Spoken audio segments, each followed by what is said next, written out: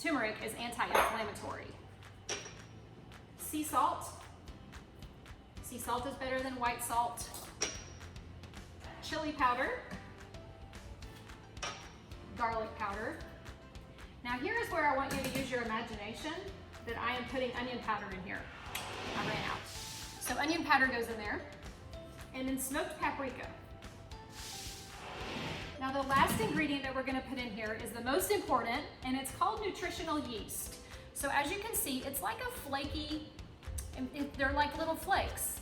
And nutritional yeast is actually, it comes from sugar cane and they dehydrate it. And when it dries out and it's dehydrated, it's deactivated yeast.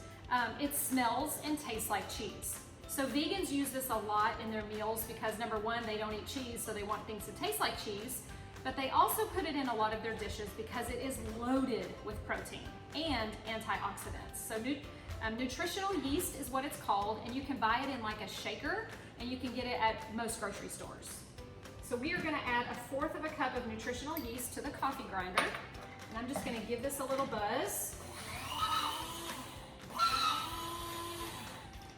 Give it a little shake, and another little buzz.